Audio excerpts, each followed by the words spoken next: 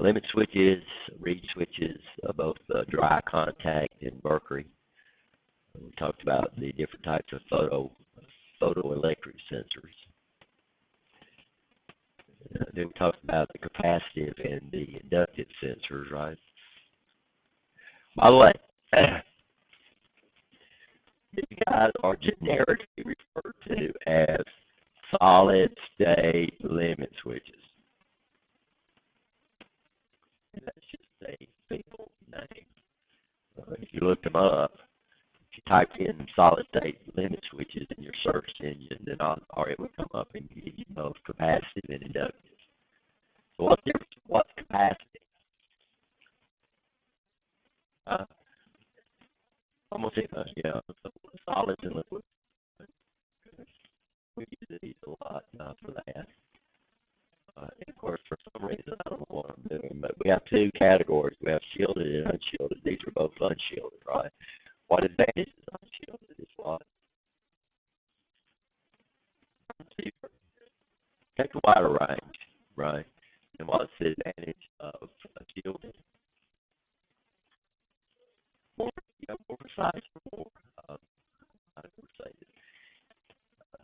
more selective, I guess you would say. They're more selective. So they have a shorter band, which means something's going to have to be a lot closer to those. Where these things are a lot distance. They'll pick up stuff on the side. So instead of just picking up stuff over here, they might pick stuff up over here, right? You understand? Where a shielded would only pick something up in the front of the sensor. Then we've got the inductive. This does show both the shielded and unshielded. And each one of them got their function line. So this would be unshielded, and these over here would be shielded, right? Are you okay? And what is inductive sensors? What do they do? Yeah, they pick up metals. To some extent, all metals. You should think your ferrous metals they can pick those up further away than they can your non-ferrous metals. So it'll pick up aluminum. Aluminum might be what? A lot closer. As long as it disrupts the field at all.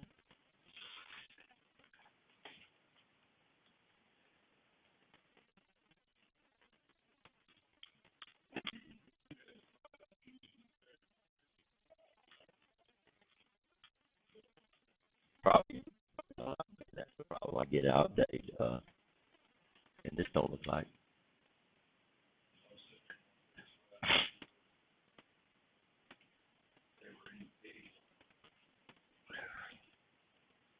Yeah, I'm still doing something wrong. I'm not exactly sure. Okay, so this is what we're going to do. Is we're going to start talking about speed sensors, and we don't have any. So we do have a set of labs on proximity sensors, which we'll start working on. And the lab will finish up today, and then the class will be the one on tensiometers, which is a position sensor that we're using.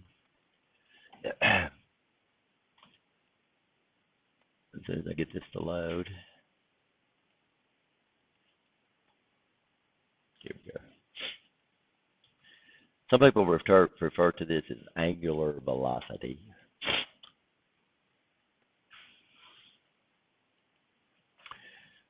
So, speed, how fast something's moving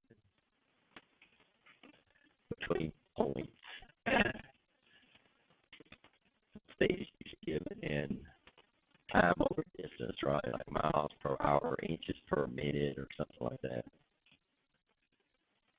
Okay, of course, we know what the sensor is now, right? Everybody's going to do okay on this one test. I think we have our first test next week. Right. So it's a device that converts some physical stimuli into a what? Electrical equivalent. And of course, here we're looking at speed. So the first thing we'll look at is the 14. I went over there today. I didn't bring my tachometer. I'm going to have to come over here and do that. We can simulate one.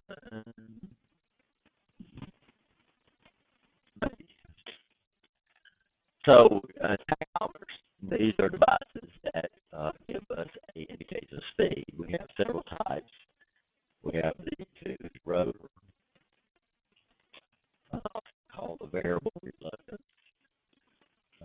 which is normally used on cars now to operate, gives your control module the speed of your wheel so it can handle your braking system. Anti-lock, yeah. The anti-lock feature that's on almost all cars. We have DC. We have DC tachometers. We have AC tachometers, and then of course we can use incremental optical encoders for speed. Also, the speed of the pulses are directly proportional to the speed of what's turning it. Right? This is a program, and we've got one here, but I can't get it working. So this is one form of a tag gauge where we use a fuse. And then what we do is we put a strip, a light colored strip on here, and every time the shaft of the motor rotates, it gives us a pulse back. And we come back and the instrument interprets that as watt. Speed. So it's kind of like an incremental encoder. The problem is we only get one pulse per revolution. So I had problems with real slow speeds, right? High speeds would be okay, but slow speeds we would have problems with. So normally when we get into incremental encoders, so the more dashes that we put around this thing, the more pulses we get per revolution, which makes it more accurate. If the light source knows how many stripes or reflections that you get per revolution. That felt good. So this is a variable reluctance. Like I said, this is used in a lot of brake locking systems that's on cars right now. They sense the speed of the wheel. What we have a metal cog that's spinning, and then we have a magnet, and wrapped around the magnet is a coil. So we're going to induce voltage into a coil. How does that work? What do we need to induce a voltage into a conductor?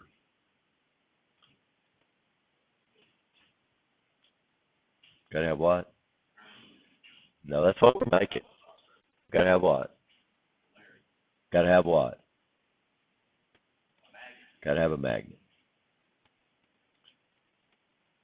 Got to have a magnetic field.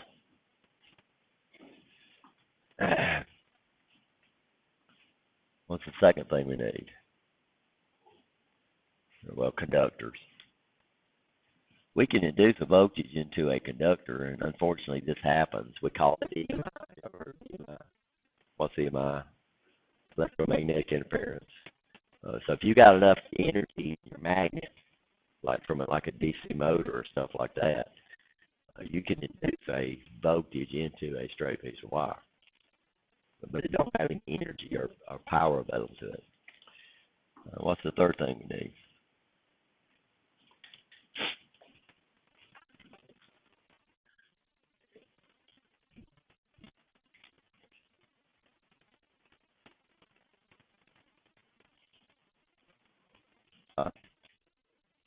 Okay.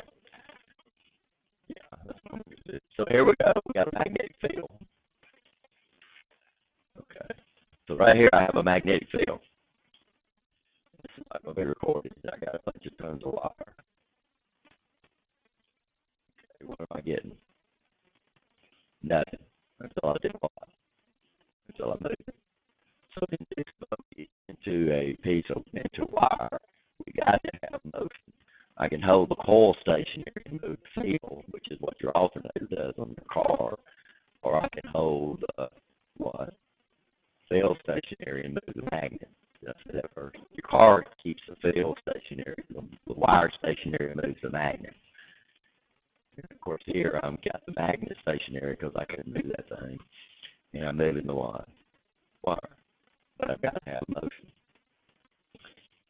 So what happens is, let me go ahead and get my chair.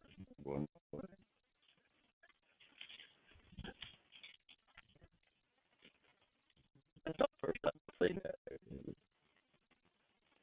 So electromagnetic fields and in motion gives us problems all the time. This is what we call EMI or electromagnetic interference.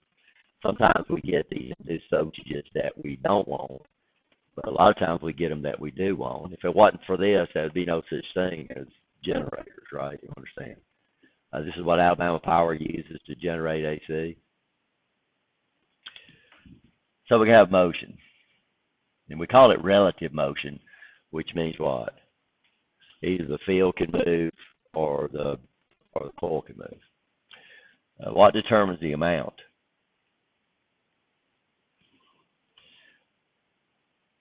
What's that? Well, first of all, we'll go down the list. So one is magnetic field. So down here we're going to put what? Strength of the field. And thank goodness this is the way you're all. This is the way. This is the way your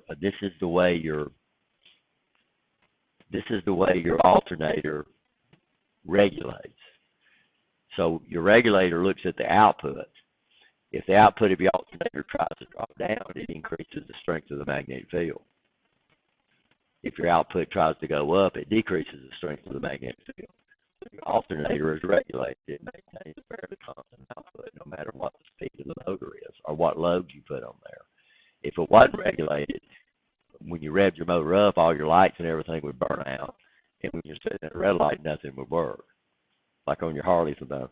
Most people on Harley, usually to get the alternator to work, you have to have it running about 1,000 RPM. Most people on their Harleys, they'll tune that thing down, and you'll be loping at a red light. And you ever look at your light, your headlights will be going off and on. So, got to have that lope where it's barely running, right? The number two is the number of conductor loops. So you see me, I got a bunch of conductor loops up there.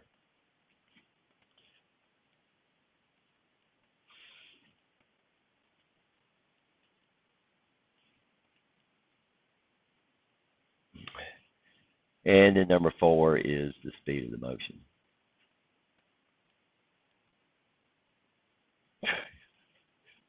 This is one of those days, y'all watch me, I'm not having a good spelling day. So what we're doing here is we got a coil wrapped around here. And every time one of these tooth comes in, what it does is the magnetic field concentrates through the tooth, right? And then when it goes in when it goes through a gap, then it's not as concentrated. So what's happening is the magnetic field is constantly varying, right? You understand what I'm saying? And this coil is wrapped around that magnet. Well, when it concentrates, it gets a stronger field. When it lets off in the gap, it's a less field.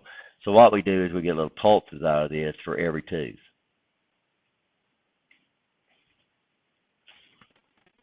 And then, of course, we can calculate the speed from that.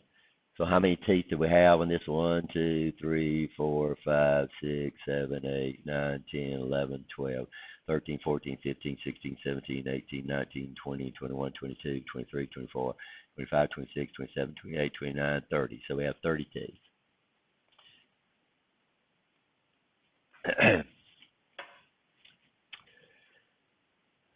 So we have 30 teeth that passes.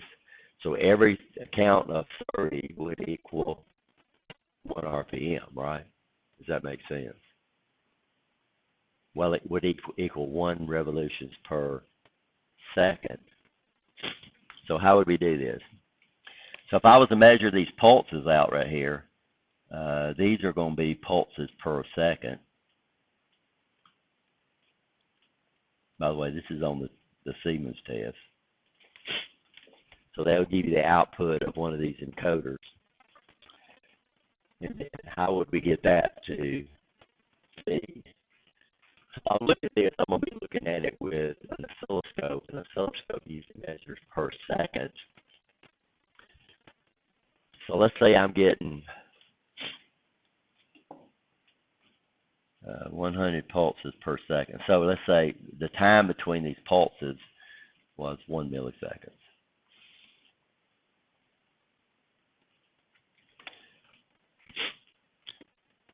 So our time between pulses is in milliseconds, and our speed is in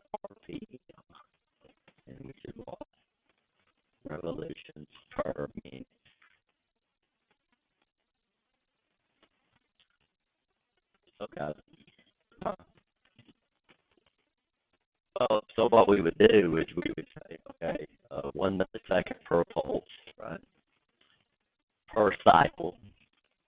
And then what would be the first thing I would do?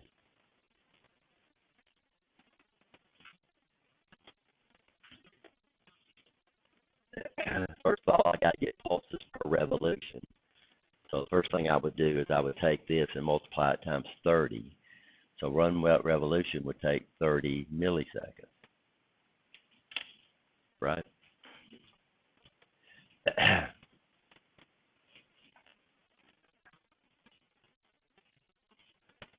So that would be 30 milliseconds per revolution. What do I need to do now?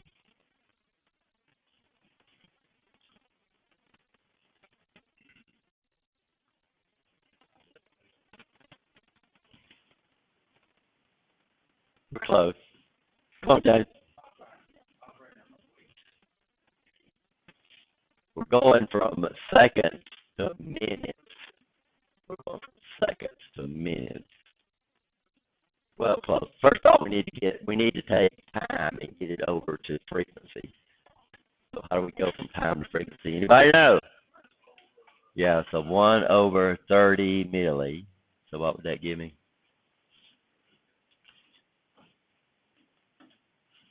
So we could probably multiply it by 60 and then take the reciprocal. We should come up and get the same answer, but we'll do it this way. So that'd be how many? So this will be time per second. 33 and a third. Okay. And this would be what? Revolutions per second. And then, yeah, then I take 33.3 and multiply it times 60, and this will give me an RPM. 2,000 RPM, close to it. Now, you should have been able to multiply this by 60, right? You understand? And then take the reciprocal of that and got the same answer. So normally what we would do is if we were bringing one of these encoders into a computer, then that computer would have to do this math right here, right? You understand? So the pulses would be occurring every millisecond or so, right? You understand that? And we have to know the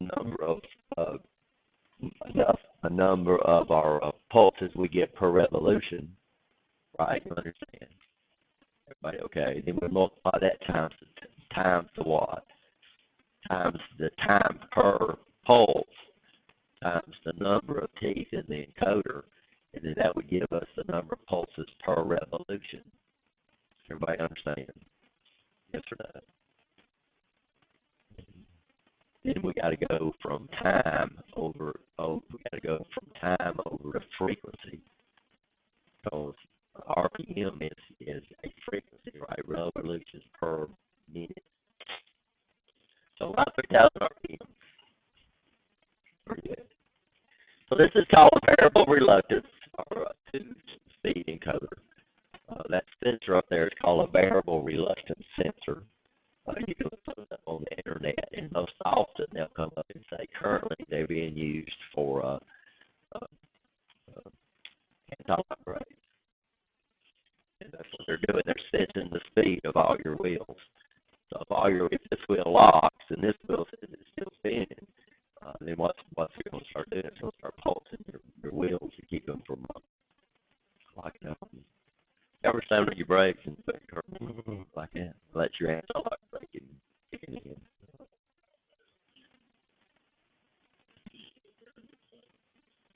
Well, the faster it goes, the better it is. The slower it goes, which is no big deal, because that's what we're trying to sense is one wheel going slow and one wheel going fast. And it works great for anti-lock brakes. A lot of vehicles use some of these other methods. Some use Hall effects and they put magnets on the wheel. Some gets pulses. The principle. What's nice about Hall effects, of course, is pretty fast and it requires speed is no concern with Hall effect, right? So these guys pulses, we used to do these. This used to be main 195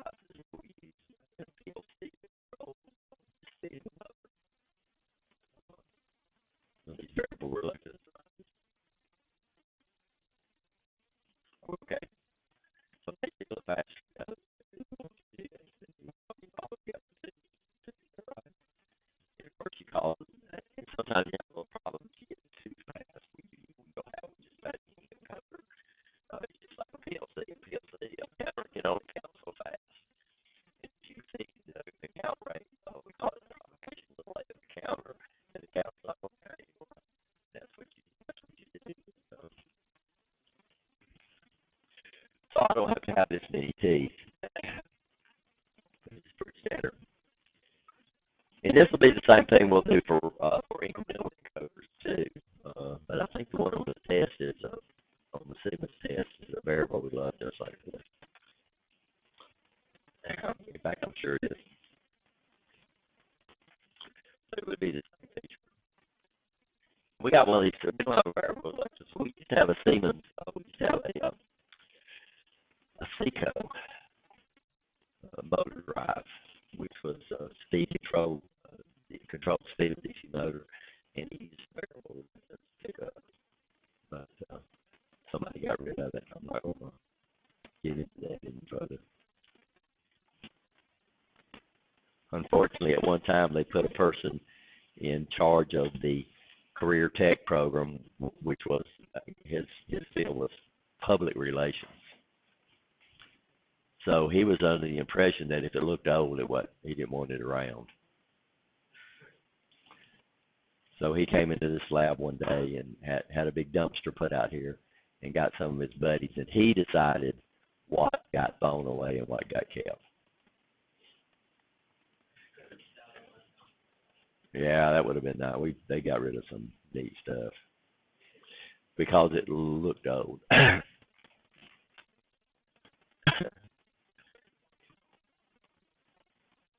Well, huh? I wouldn't have known it if I didn't come in one. I didn't come in a Saturday, and they were all in here throwing stuff away. But he was the boss. What could you do? Variable reluctance pickup looks a lot like our inductive and our capacitive sensors.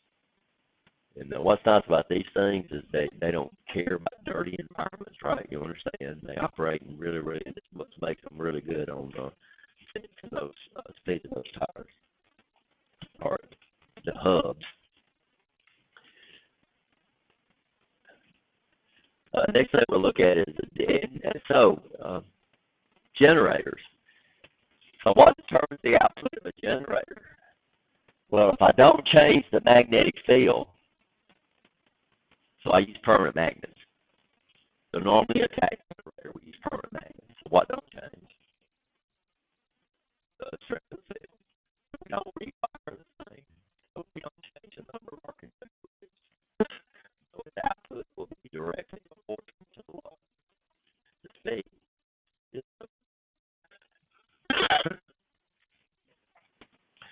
So we have two types. We have AC and we have DC tach generators. And we got one. This is one advantage a permanent magnet DC motor has. You can use a permanent magnet DC motor. You can use that motor. You can use that tach generator.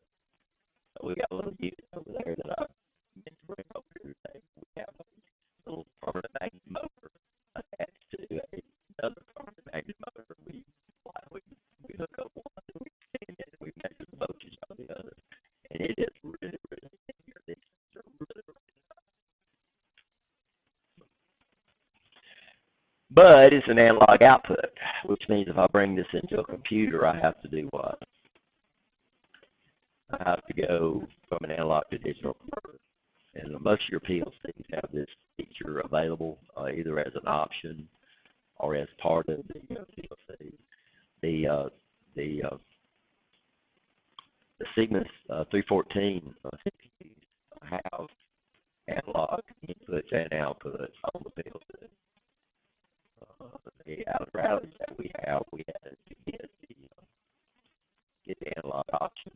If we had our rallies had the analog option. The 1200s, we bought the analog option for those Siemens PLCs. So all our Siemens PLCs have analog capabilities.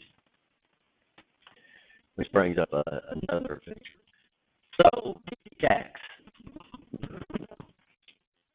These things are very, very precise. It's just that if we bring them into a computer, we're going to have to go to an A to D converter. If you take it to a proportional control, it's pretty straightforward.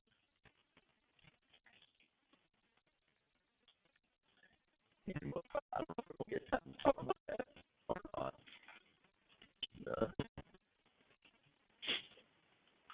But basically, a closed-loop system consists of what?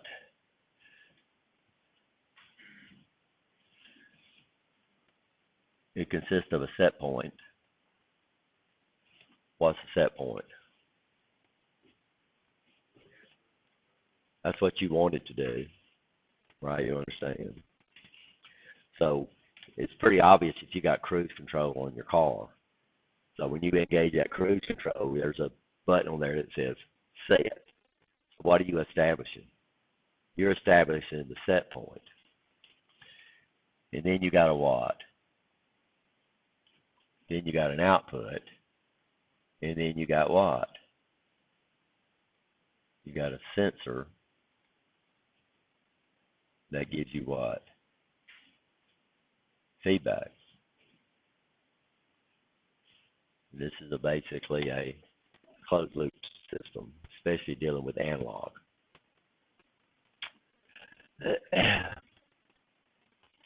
So this would be an analog type system, and we still have a bunch of those because we're still trying to control the speed of a motor, right?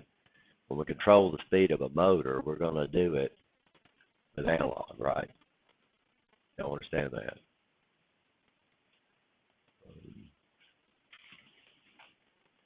So when we control the speed of your car, that's analog, because if you're going too fast, a little bit too fast, you don't let off the gas completely, right? You understand? If you're going too slow, you don't slam the gas all the way down to the foot. You add a proportional amount depending on the error, how much error we have between. So this is kind of confusing because this is a normal symbol we use for an error amplifier.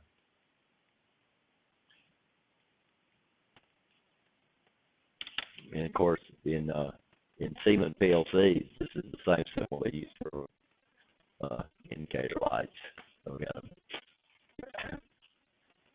it's actually a summon amplifier, but there's a little more to the system because these guys here are very unstable. They have a tendency to oscillate.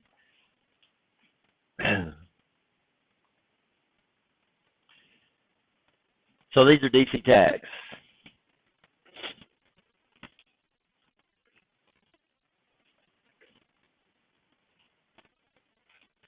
So they come in all shapes and sizes.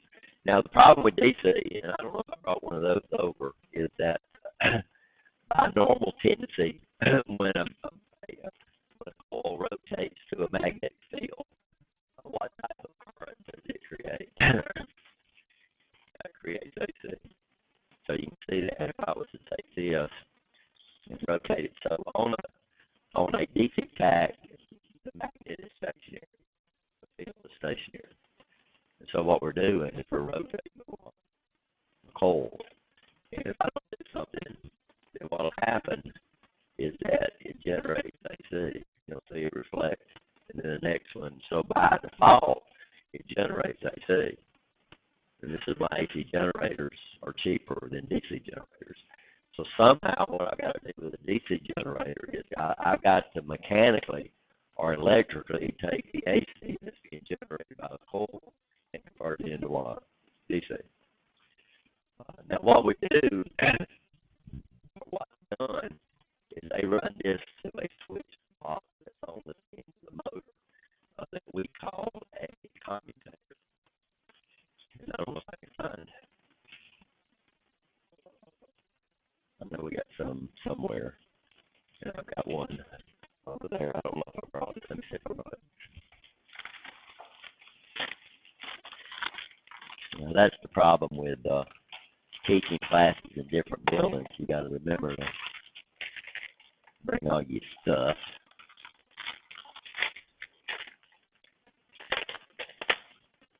Oh, no,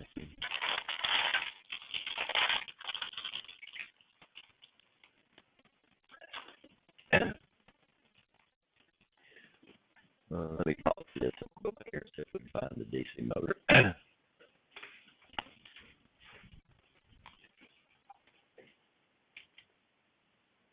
We're talking about speed sensors or DC tags. Of course, if we got DC tags, we got what? AC tags.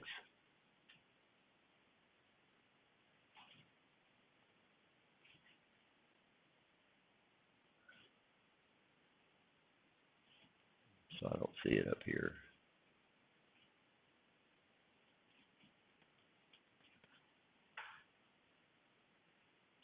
It looks like I stopped my presentation.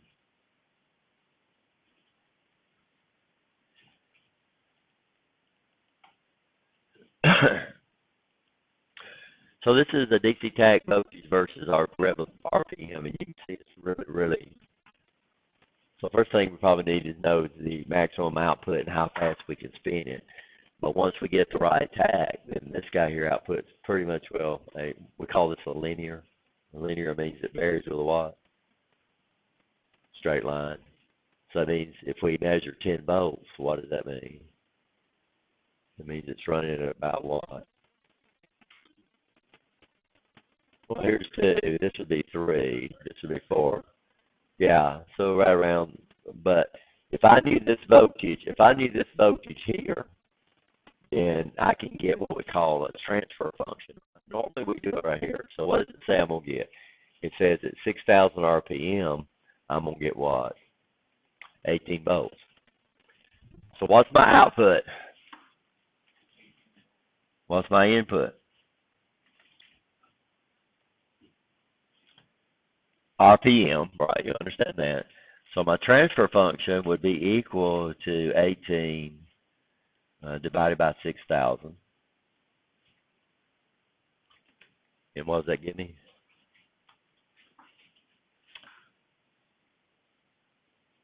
So this is volts, RPM. So it'd be 3 millivolts per RPM. That makes sense? So now if I was coming up here, and once I've got this transfer function, then now I could calculate the actual RPM from just measuring the voltage, right? You understand? And I would be able to program or anticipate that on my analog to digital converter. So now I can take a voltage and get an RPM out of that.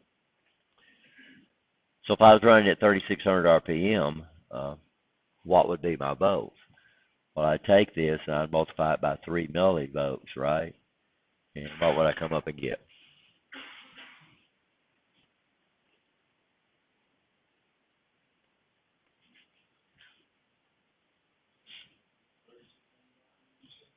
Yeah.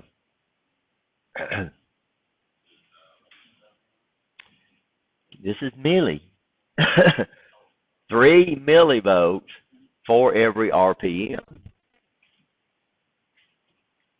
I can't get over 18. My answer can never be over 18. Okay, so 10.8 volts would be the output of my generator.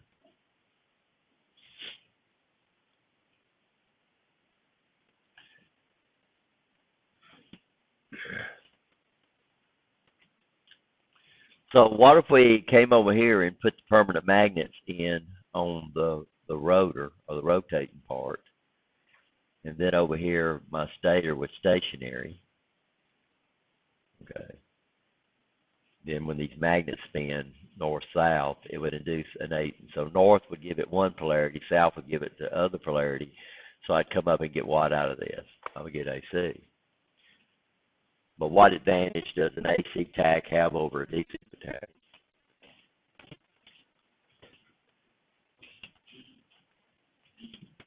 Yeah, it's going to be cheaper because we're missing a part that the DC generator's got to have. The commutator and the slip rings. I mean, these AC tags basically have no maintenance. You don't have to go in there and replace those brushes, right? You understand that? And we got two things that we can associate it. So the amplitude of the AC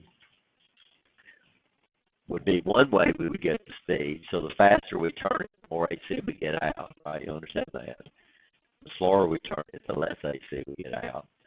Another thing that changes is the frequency. So if the frequency goes up, speed's going up. If the frequency goes down, speed goes down. So we got two things that we can get the speed out of. If we need DC, then we can rectify it. We call them rectifiers. So rectifier is an electronic circuit that takes AC and converts it to DC. Thank goodness for those circuits. Because your car has an off alternator in it, which means it's outputting what? AC, but your entire electrical system in your car is DC. So there's a rectifier assembly inside there that takes the output of the alternator and converts it to what? DC. If you had solid state, these are devices called diodes, right? Rectifier diodes. Normally we call them rectifiers. If it went out in your car, you would buy the rectifier assembly.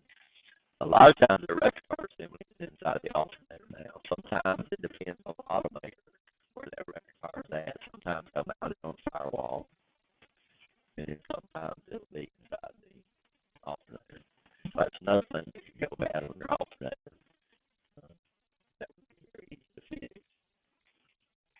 The only thing would be more expensive would probably if you burn up the coil and have to rewind it. That'd probably trash it. But replacing the brushes on the DC generator, on the AC generator, on the slip rings, and also the rectifier is a pretty easy job.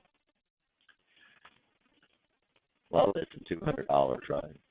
Or I guess that's what they cost now. We pay for our cars because our parts are getting so dang smart now. No, they're very expensive.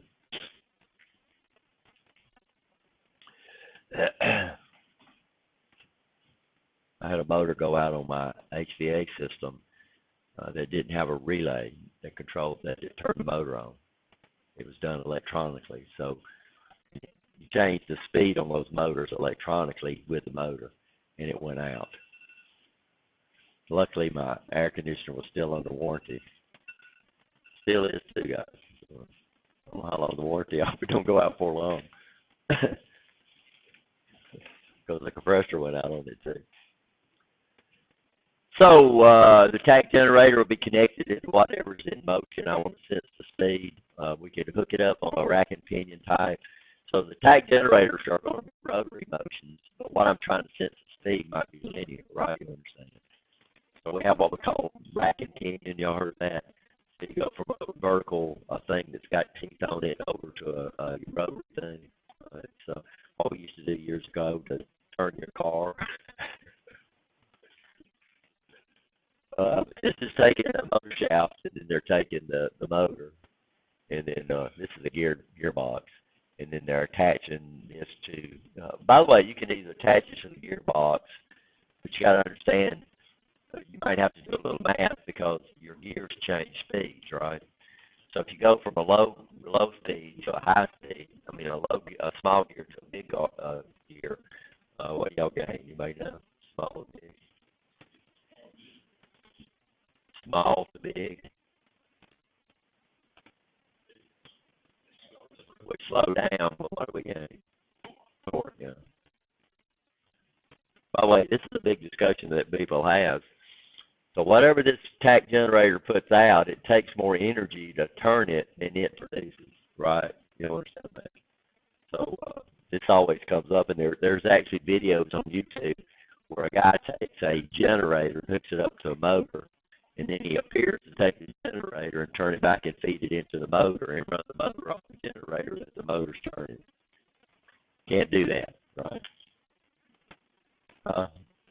They call that perpetual motion or perpetual energy, something that produces more energy than it consumes, which that's a major, not a theorem, that is a major law of physics, like Ohm's law. We have Pythagorean's theorem, which is basically going to be a law, but it's a theorem. It hadn't got raised to a law yet.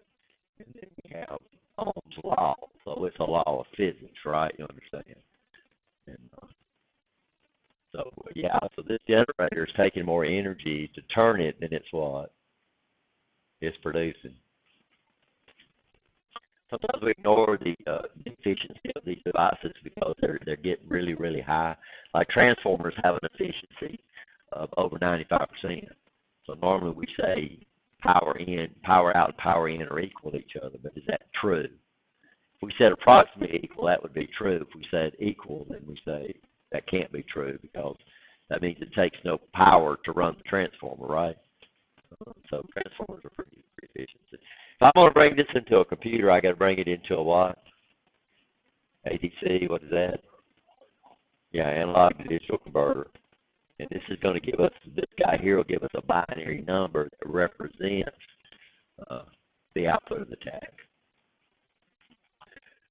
So we have devices, electronic devices called FDDs, which would take a frequency and convert it over to voltage.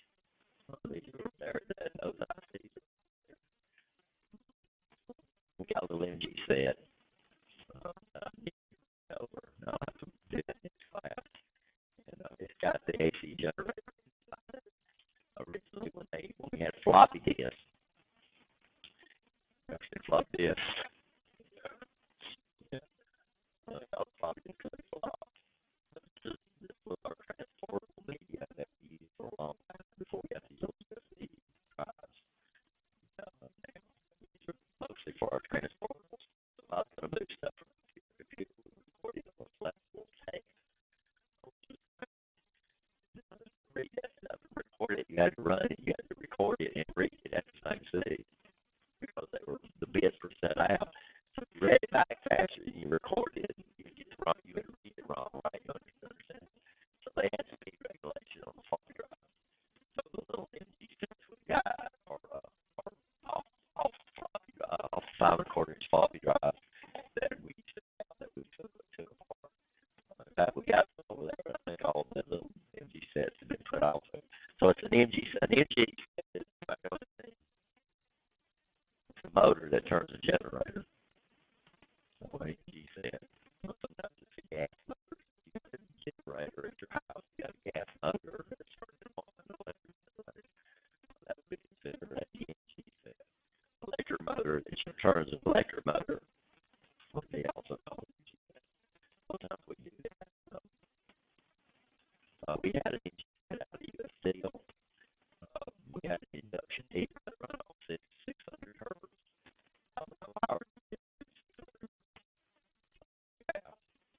We had an engine set. We had an electric motor turning a generator that in the generator developed 600 hertz for the induction heater.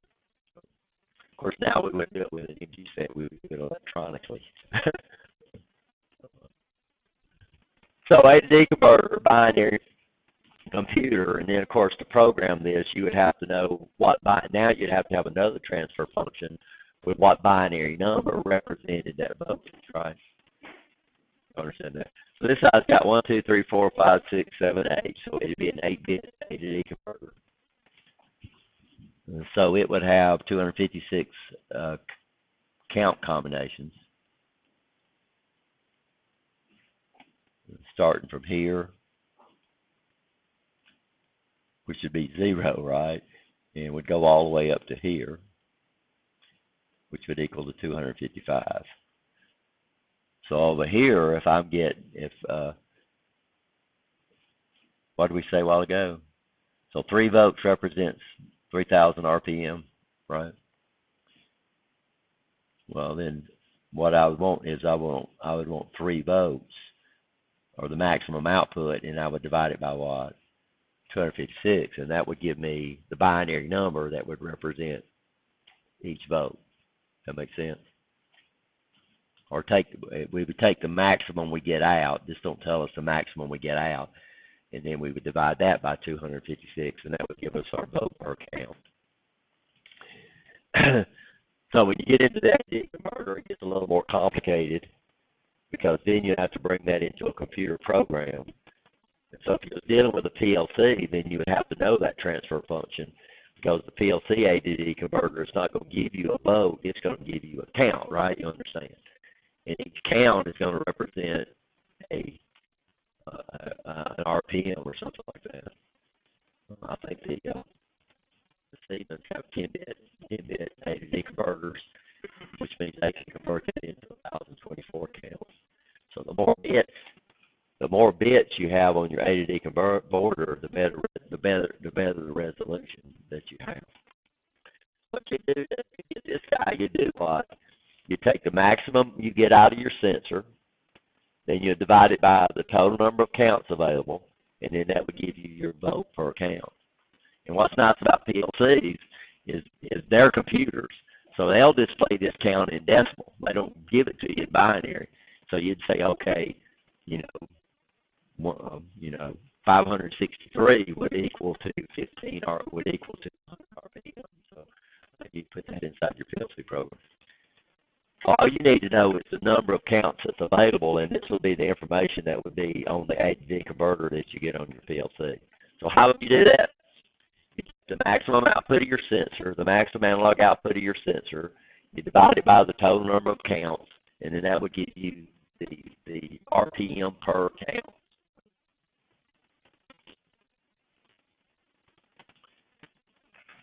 All right.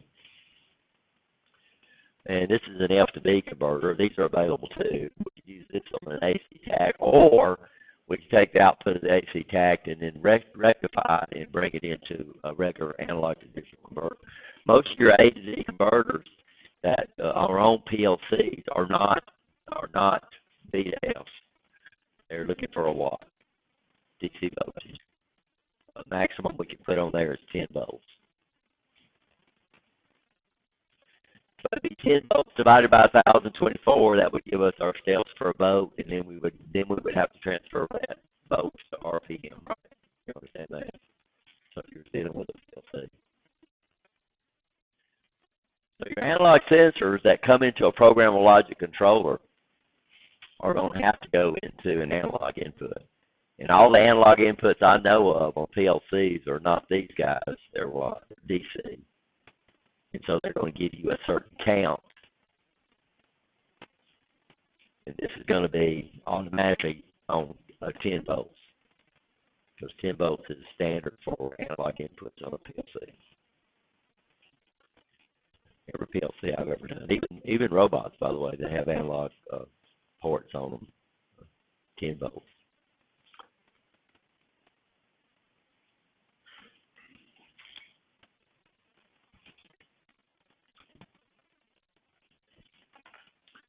So incremental encoders, you know how an incremental encoder can be used for speed.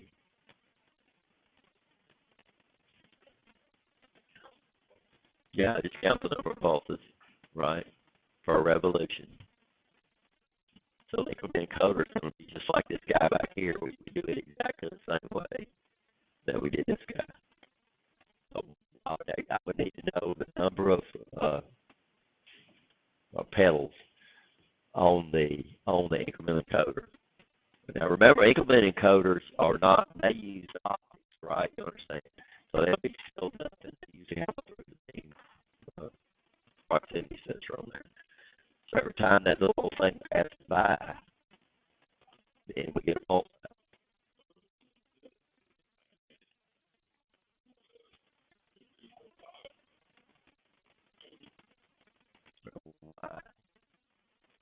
This guy would be more rugged. So a variable reluctance is nothing but a piece of iron and all the coil and everything is filled up. It's pocket in there real good. All we got to do on the variable, on the incremental encoder, it's got to have that wheel in there. And that wheel is usually, it could be metal, but the problem is the cluster we make these increments, the more often the odds are it's going to be plastic, and that's going to be printed on there. And that way, what can they do with metal? They're machine the metals. Plastic, what they do, they can use injection molding, but when you injection mold, you can only put them so close together, right? Understand? But if I can print those things, now we can really high resolution on our printers, which is going to be around these glass. That's pretty rugged. So now we can still seal these up. But now that means they might be susceptible to vibration, right? If that little plastic middle there vibrates, that might be a problem. But these guys here would definitely be probably cheap. The number of pedals you put can be a lot more accurate. Now, the revolution per motor, we don't extremely a lot of them, right? You understand? Now, the more pedals you have per revolution, the more accurate it is at low speeds. Once you get to high speeds, you have 4 pedals that would probably be equally. For high per motor, it's going to only be varied between them. Very short. Here a lot.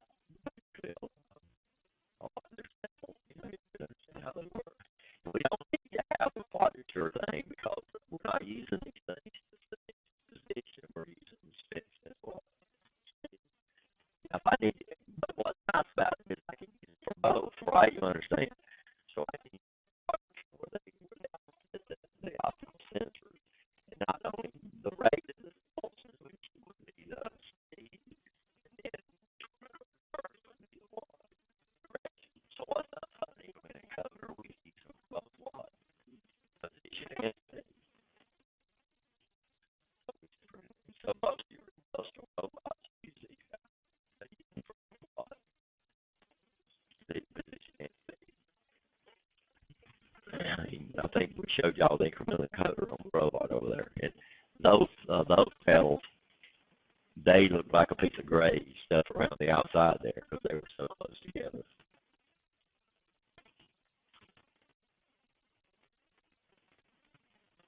So this would be basically an incremental encoder that doesn't the incremental encoder can be we're looking at the speed of a motor. Of course, we will have a round one, but we can also get these things linear, which is straight across.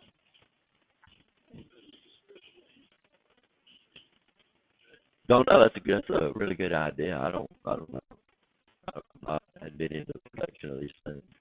I just know what's nice about plastic. Number of two things that can be etched on there or printed. Metal normally we etch them in there.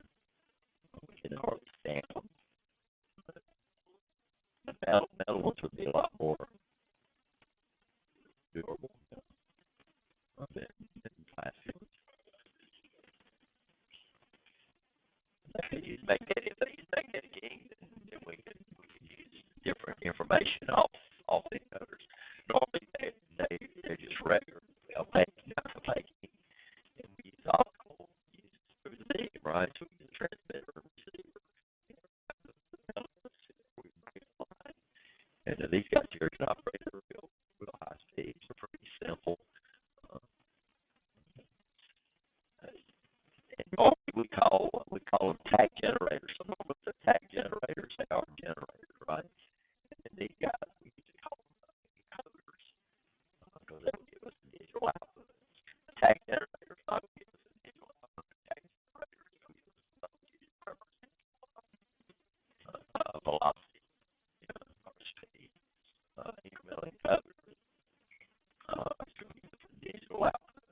Encoders usually give us a digital output that represents it. But it's not going to give us nothing. It's going to give us, we're still going to have something that does a lot. Count these pedals. That's the math to go from time to speed. So these guys are going to give us a speed, give us a time, right? So we get so many pulses per time, each second. And then we have to take that and convert it into watts. So revolutions per minute. RPM, by the way, that's one of those things that's an industry record. It's an international standard. Revolutions per minute. RPM. You know, over here we rate our motors in horsepower. Over here, but they rate their motors in kilowatts. So, anybody know how many kilowatts per horsepower?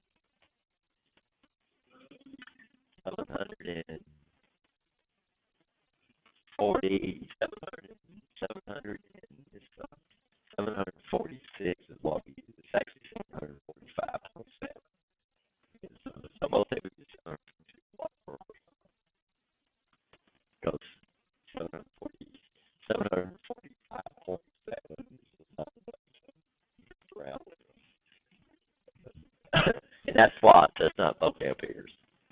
So normally motors got an efficiency where the watts in is not going to exactly equal to that. But that's what they use when they're going to take this motor and sell it in Europe. They would just take the horsepower multiplied by watt. 0.746. So normally what we would do is we would multiply it by 746, but theirs is in kilowatts. So then we'd take that and divide that by 1,000. Well, they say instead of taking it and multiplying it by 746 and dividing it by 1,000, why don't you just multiply it by 0.746? And your answer will be in what? Will be in kilowatts.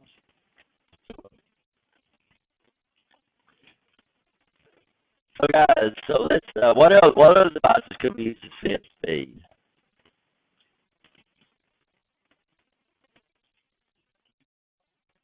Could do optics, could do reflective light, right? Understand?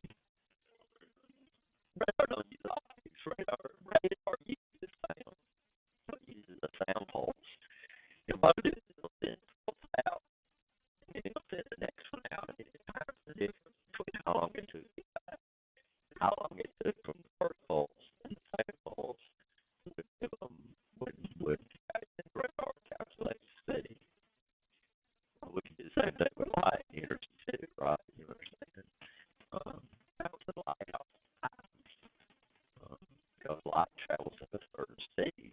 So we can calculate that. So we can use light, we can use ultrasonics, which is basically radar. So they send out pulses, they send them out pretty rapid, right? You understand? And what does the sensor do? Times the amount of time it takes for the reflected sound. And so they shoot out one pulse, right? It's right here. The next one they shoot out. It comes back faster, which means the object is closer to you. They can use that to so radar guns that the police use, you know, those are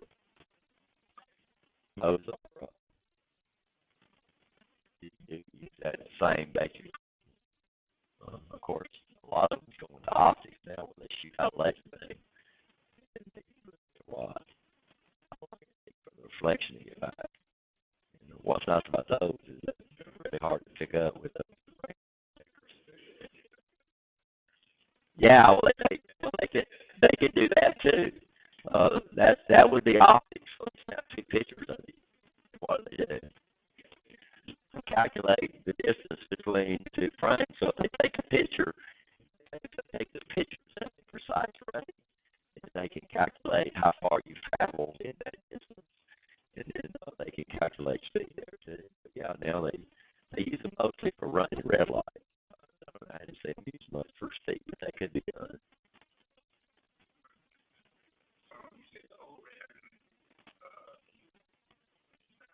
Yes, that was.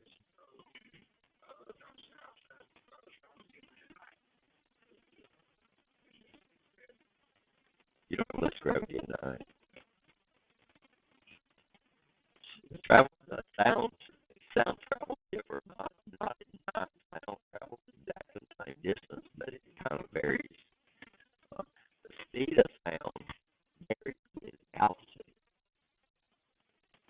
because the speed of sound is what it don't vary. Where you go to what we call the sound barrier varies with. So the speed of sound is really constant. So sound doesn't vary. Now, how far I send a radar signal is at night. It travels further at night because it's not coming at the same speed. So what happens when we send out something like sound or light? It hits stuff in the air and disperses, right? So what happens on sound is the further I send it, the more it disperses. So that means, I can't hear what's going on up in right in the stadium because we're so far away and the sound disperses so much before the sound gets here. Actually, what sound does? It's at night. The air is less dense, so it's still running at the same speed, but it carries further. This is why if you're traveling at night, you can go to a station further out. And what another thing that we can do with sound is we can they call it talking skills. You ever talking skills?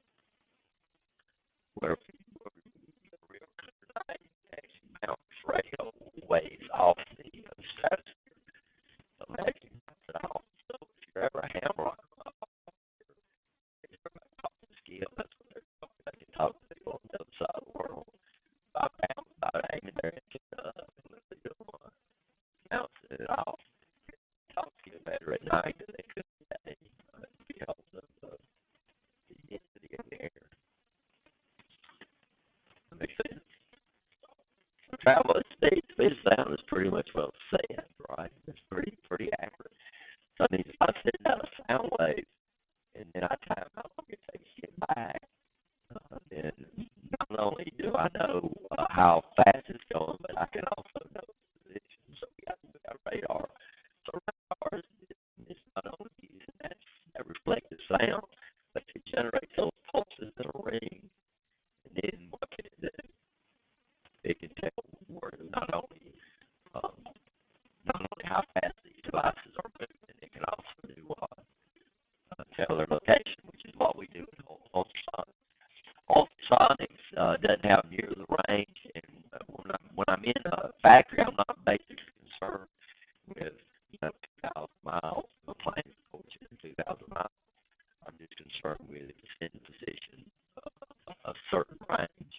So ultrasonics is basically it's just radar and a low frequency. So it doesn't have near as much energy as the radar. So radar uses a lot of energy, a lot of energy. I remember the way guys don't know. Radar uses such a high frequency and it's such a strong pulse that if I had a conductor, nothing would because just the energy would cause the repel effect.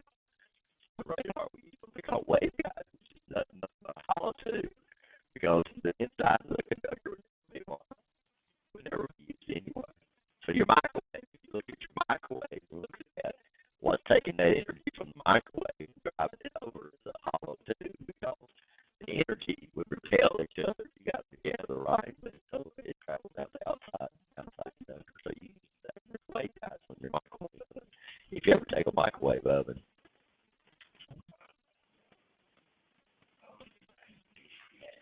yeah, the magnetron is just a hollow tube that goes up and then it spreads out on the top. So your magnetron is usually off to the side, and then it's just got a hollow tube setting over it, and that's the waveguide. All the waveguide. And they use those in radar too. It all depends. What depends? What depends on the distance.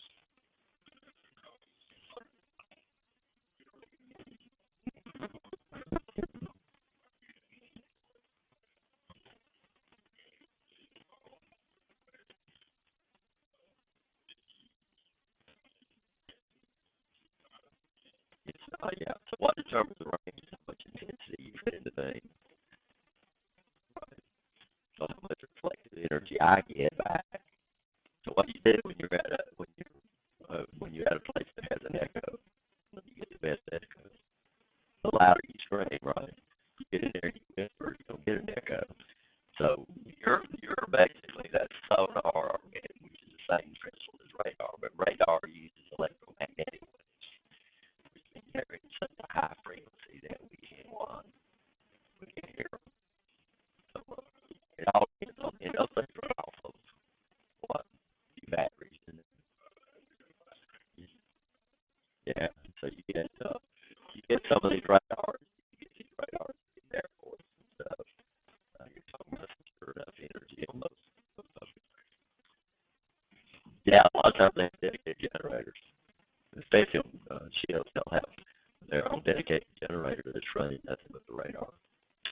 The planes I worked on had 360-degree radar scan.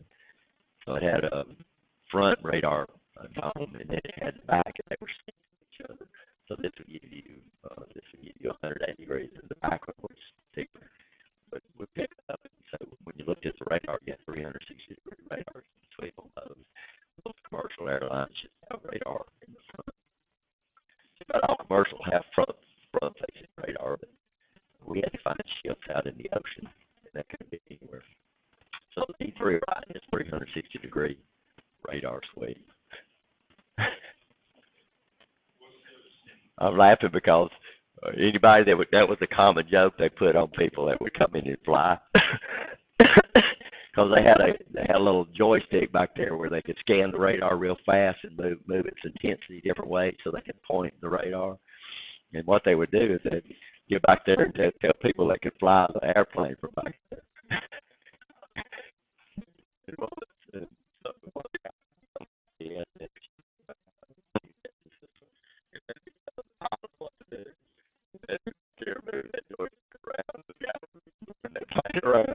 They thought they were flying the plane. And we would get so tickled.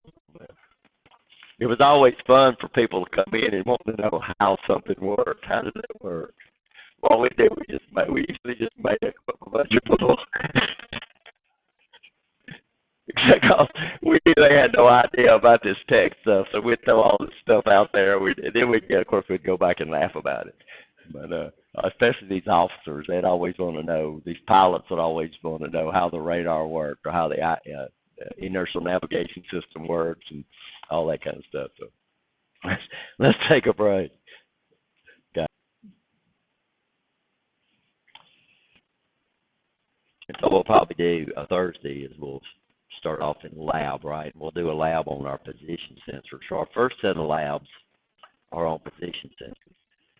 Today, at the end of class, what we'll do is we'll finish up. This camera doesn't have a really good resolution on it. Well, let me find the right. So this is my Logitech camera.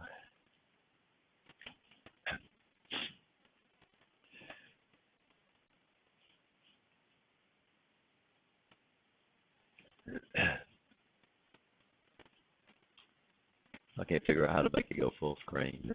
So this would be an XML encoder. See, all it is just got a bunch of holes in it, and then what we have on each side. Normally what we use this for is we use that optical interrupter. Remember that guy? So it's a through the beam that's set apart, got a little gap in it, just make it perfect for these guys. And then it's got a gap in it that would, I don't know what I'm talking about.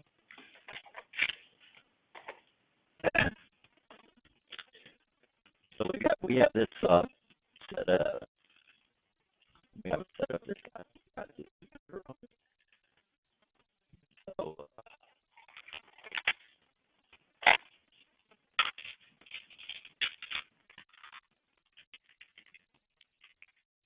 So this is an optical interrupter right here.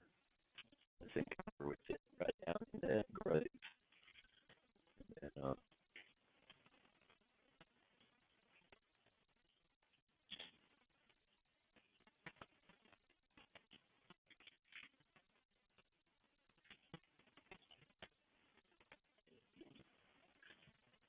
this is a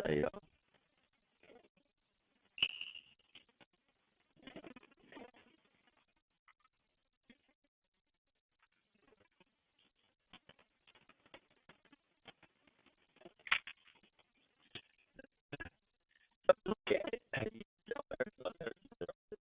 You should see on the side. You see one of them labeled E and one of them labeled D, right? So E is the emitter and D is the detector. On these stuff, put them over on the encoder. See how many dodges I have. You can count. On the code wheel.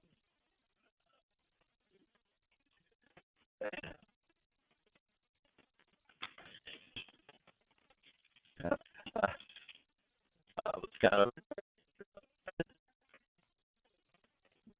level one training. They had the question on there that trying to calculate the speed from going from time to speed, and I missed it. That's awful when you miss something that you did, right? And that's one of those things where you slap yourself.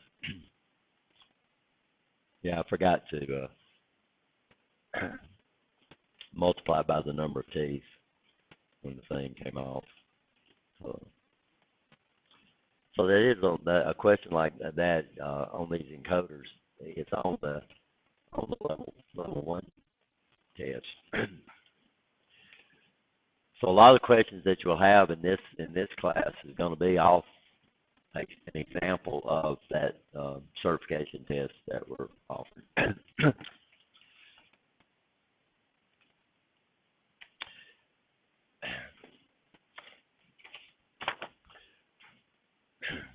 Another thing I wanted to show you that I did remember to bring over is our two types of Hall effect sensors. And I'll probably have to get them. Anybody got their meter? So I don't have to go get mine.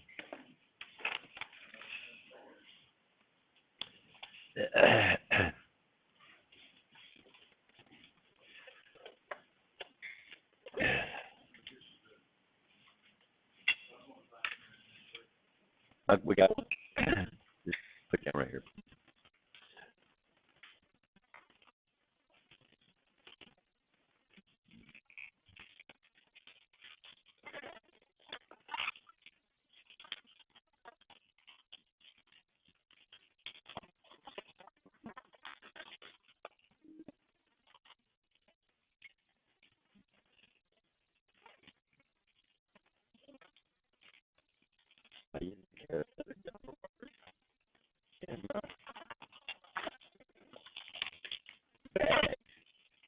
But of course, I don't see it.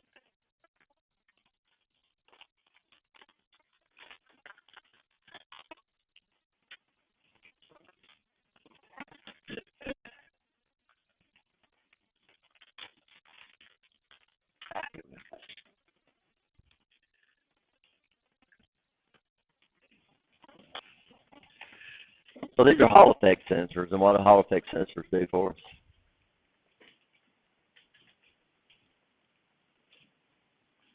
Oh man, that sounds like a really good test question.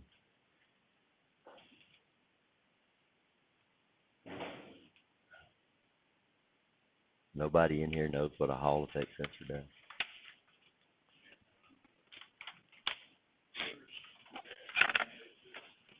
Yeah, detects the magnetic field.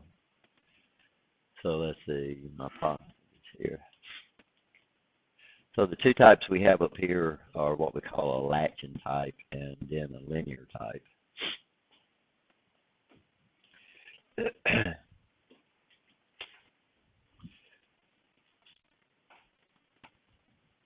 And you can see one of the big advantages of a Hall effect sensor is they're very, very small.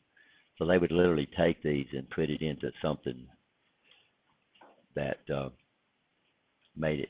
So they would deliberately increase the size of these things so we can handle them, right? See my camera? I think did I close it out? It looks like I did.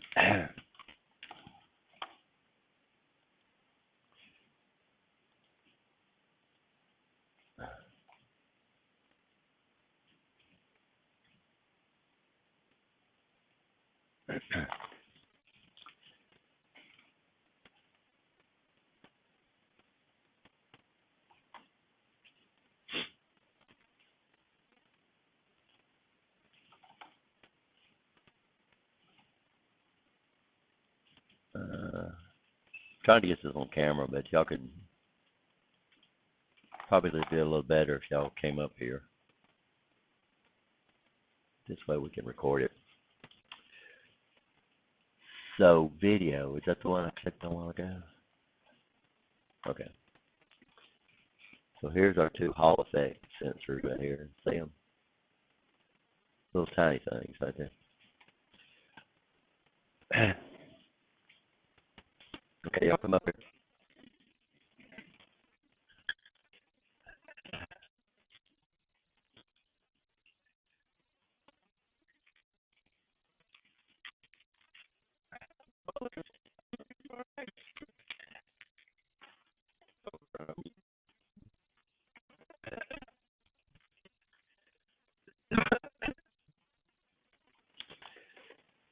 So this is what we call a latching Hall effect. And what do they respond to? And of course, it's solid state, so we got to have at least 2, 3 conductors, right? Okay. This is what we call a sinking sensor. So when this sensor sees something, it connects its output to the ground. Okay, or negative, well, not to negative, to minus. Okay. So we got this resistor in here. So this is an LED. And lead mean diodes are polarized.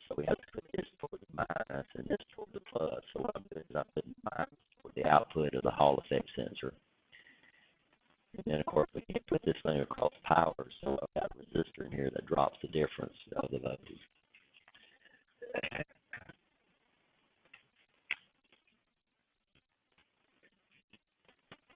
And of course, it's not going to work.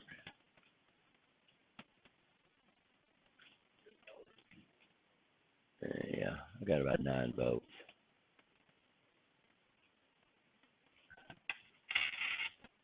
What do I got? I got the cathode pointing toward the output. Got power coming in to here. Got ground coming into there.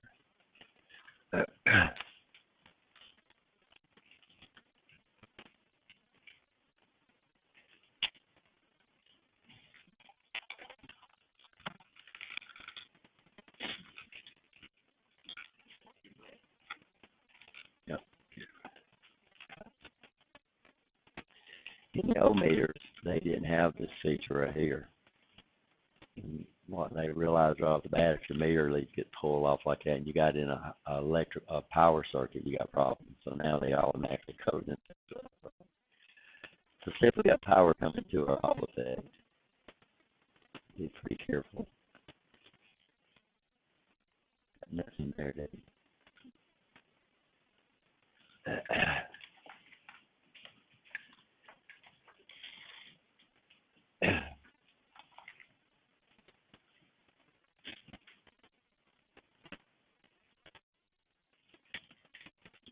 don't think I might have a good connection.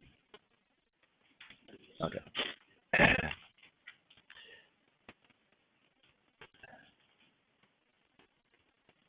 It's still not working. Dang it. This guy was working, guys. I'm telling stuff like that. So here's plus. Don't make any difference. So we got a minus voltage there. Okay. And this guy's connected to power.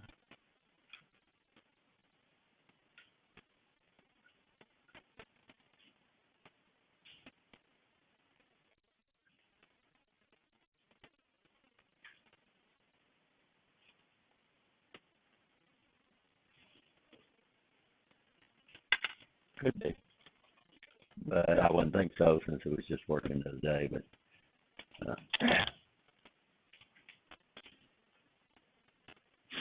most meters will check an LED. It should measure around 2 volts. When it's forward bias, if your meter will put out that much.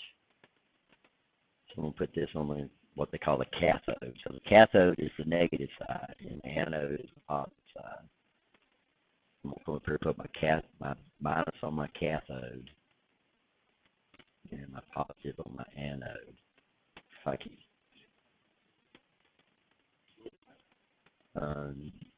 So that doesn't really mean anything. It means this meter might not put out enough voltage to turn on an LED. So, go ahead. How do I know the difference? Well, when you buy them, it's a standard practice on something that's polarized to DC is they'll make one of the leads shorter than the other. The shorter lead is the negative lead. The long lead is the positive lead. A second thing that they do to reinforce on these LEDs is if you look at the bottom, you got this little ridge right there, and then on the cathode you'll see it's flat. You have to look at it from the top.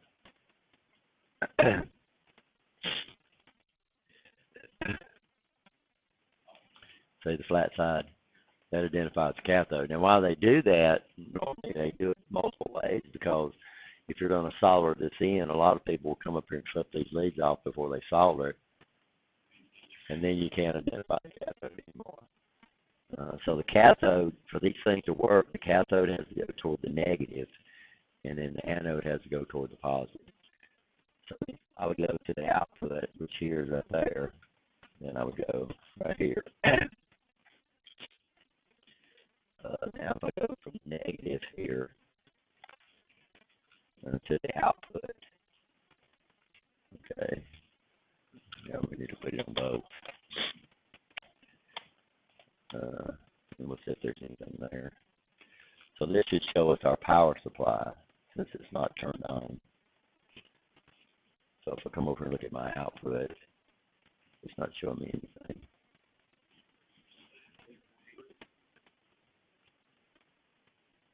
Why is it showing negative?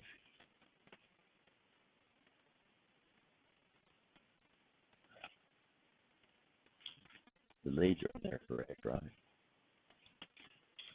So my black lead is here.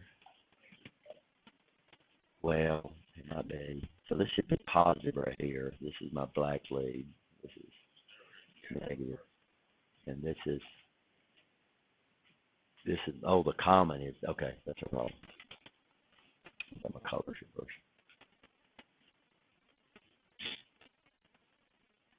So I measured negative, and you had to have.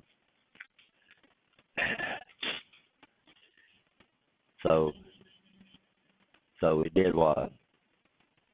Now, on this guy, to turn it off, we have to give it the opposite field. See, so one polarity does what? Turns it on. The other polarity does what? Turn it off. Now, on our pneumatic cylinders, the magnet's in there like that. So what happens is that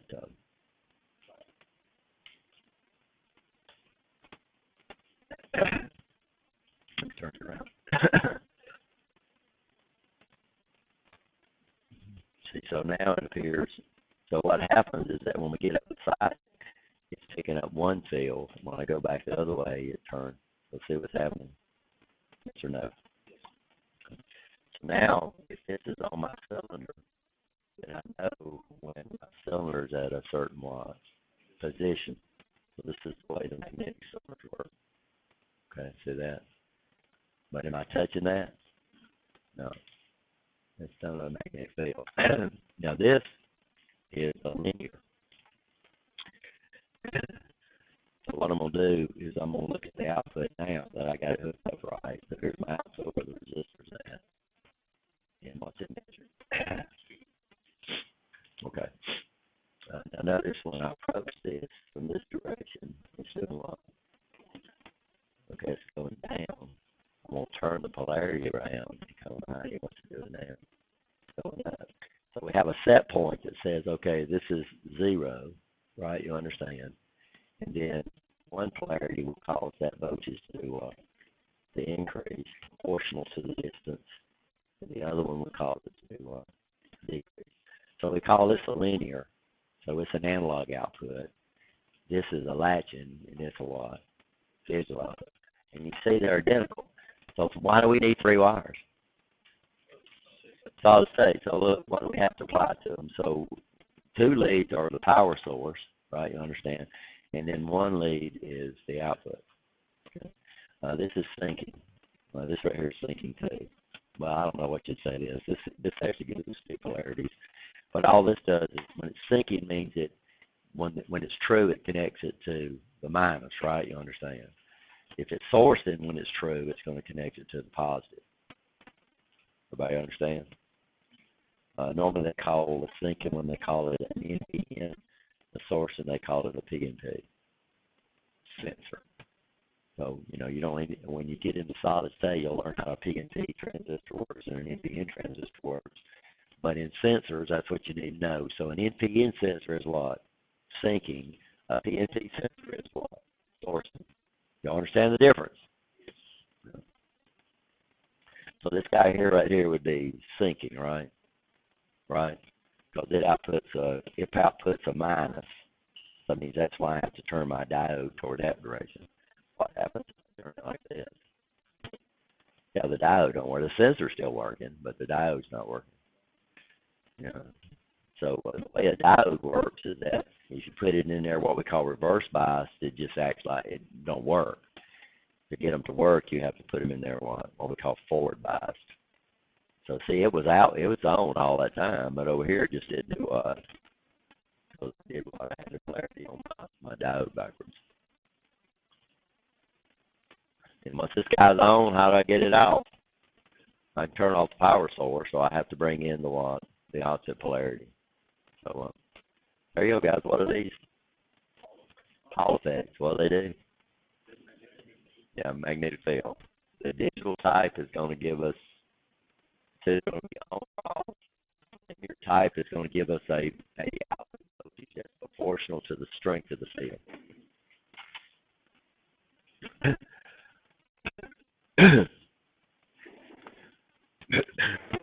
Okay, guys, I think we went to our last break, didn't we? Yeah, we're going to take a break.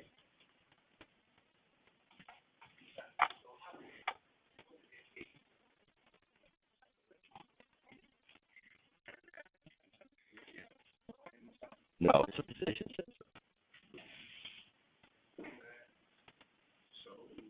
So if I wanted to measure a DC current without a non-contact DC current, then I could use a linear Hall effect and just get it up close to the wire. And the wire generates a magnetic field. This guy right here, I'm trying to sense when that magnet is at a certain distance, right, or position. Okay. So this one, see, so what it's doing? So what's it doing? So when I get there, it does what?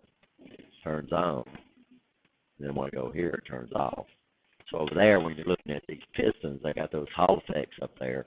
When that piston has a magnet on it, so when it extends, it turns that sensor off, turns this one on, right? It turns this one on, turns this one off, and when it cracks, it turns this one on and turns that one off. So that would be what I'm doing right here, right? Okay.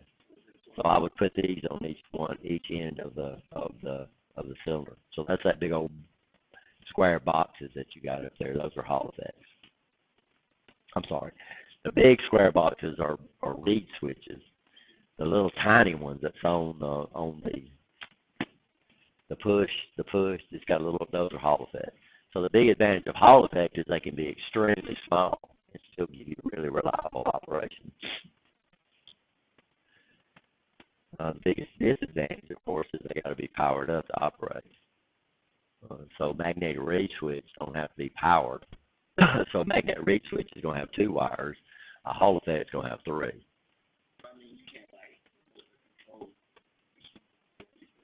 I don't know what you mean remotely control. You got to get this right here. I mean, it senses, Hall effect senses magnetic fields. So when you say remotely control, I mean, what do you mean by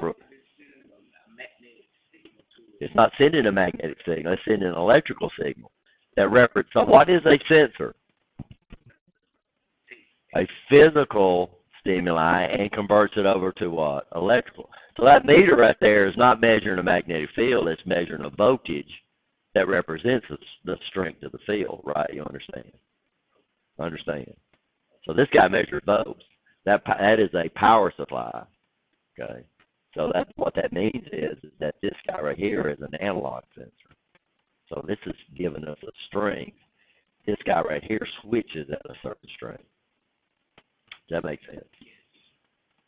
Yeah, so you're trying to get into 2 different, forget what a sensor does. So what does a sensor do? It takes a physical stimulus and converts it over to electrical.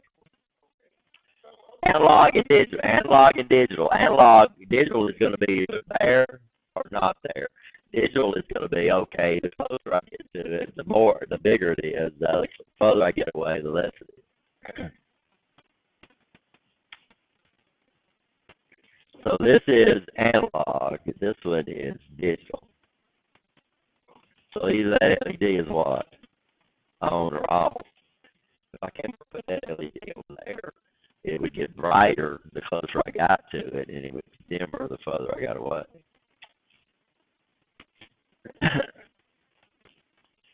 I'd have to use a different resistor. That's a 10K, so it wouldn't run that light. It would drop all the voltages.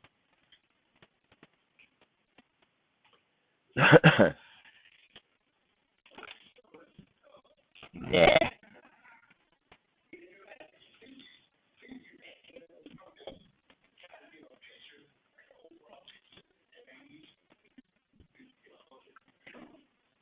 Yeah, sometimes it can get confusing.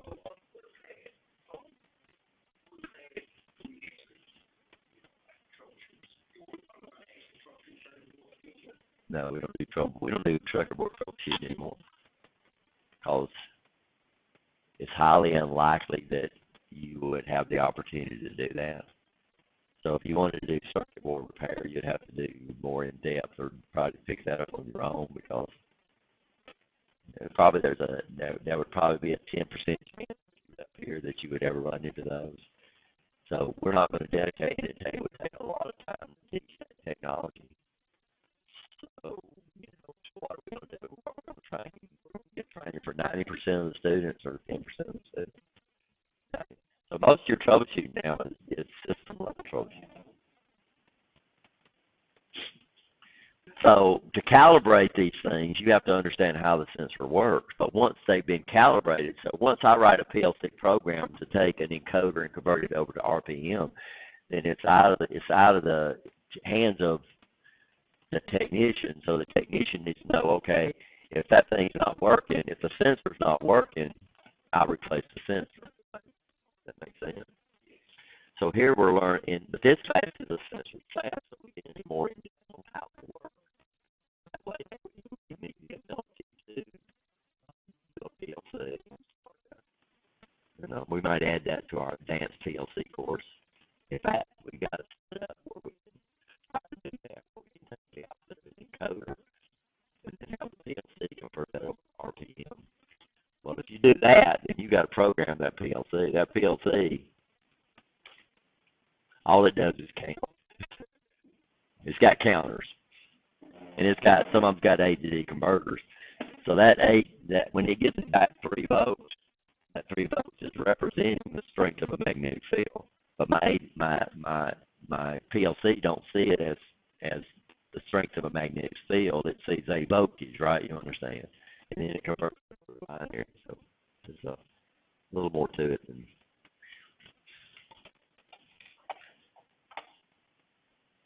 Go up. Yeah, so time is inversely proportional to speed, right? So the faster you go, the less time it takes. And I don't know why people have problems understanding that. And if you do things, if you do 10 things in 1 minute, then you're doing 15 things in 1 minute. It's going to take you less time to do each thing. So people get what we call period and frequency confused with each other. So when we use the term in AC, so when we measure the time, we're measuring technically what we call the period.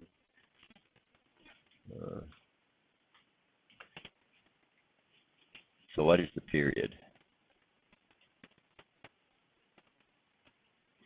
This is the time per cycle.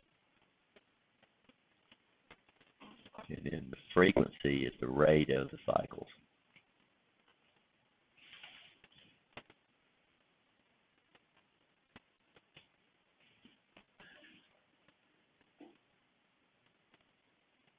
A cycle is a repetition. So when we look at the output of our encoder, we're going to get pulses, and then we'll have a time like this.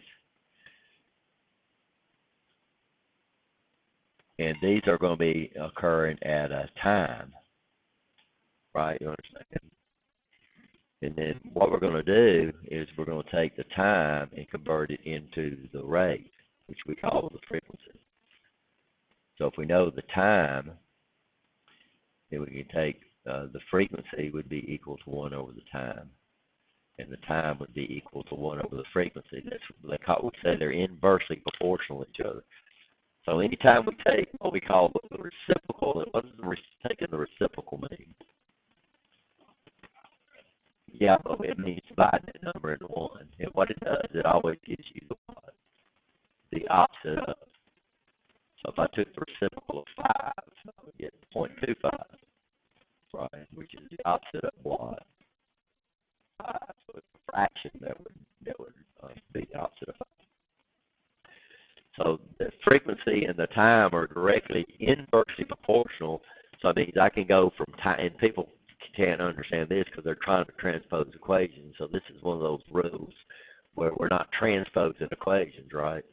In fact, we are, because anything over here, what I like about division, if you do them, you just swap them. If it's under it over here, and it's over it over here, then all you do to transpose is just to swap them.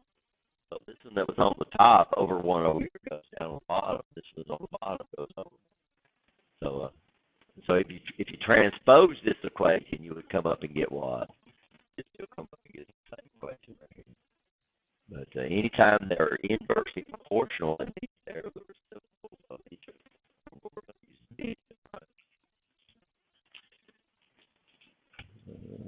So if I know the rate, if I know the time, I can take the reciprocal of the time and get the what? Get the rate. Remember, frequency is in cycles per second.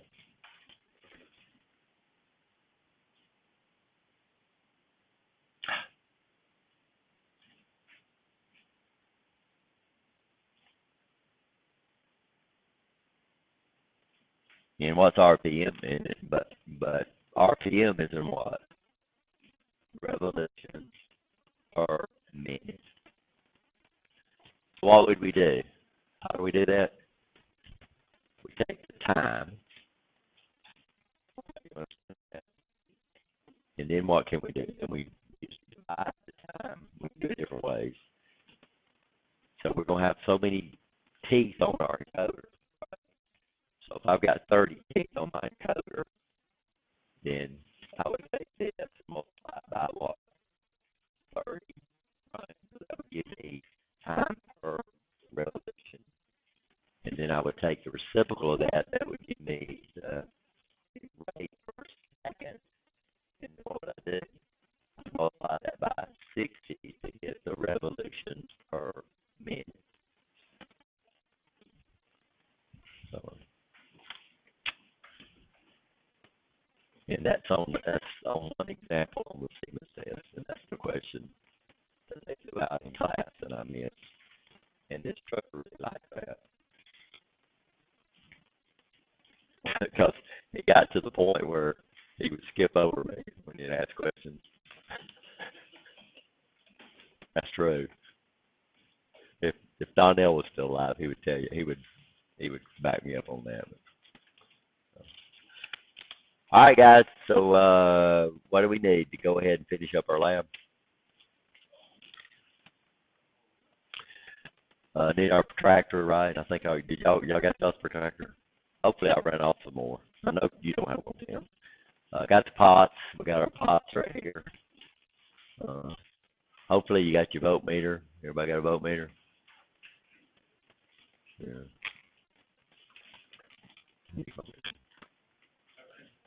Huh? An extra voltmeter? I've got one. I got one back there. If the battery's not dead on it, that I can loan it. Oh, that's not true. We got bench meters over there, guys. So if you don't have a voltmeter, you're fine. We can use the bench meters over there. So we got some brand new bench meters over there. It is. So where are we gonna do our lab at? We're gonna go over 206.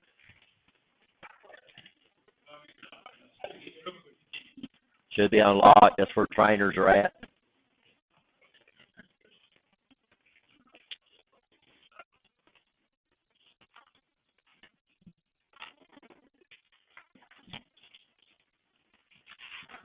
Okay, what did I do with my magnet?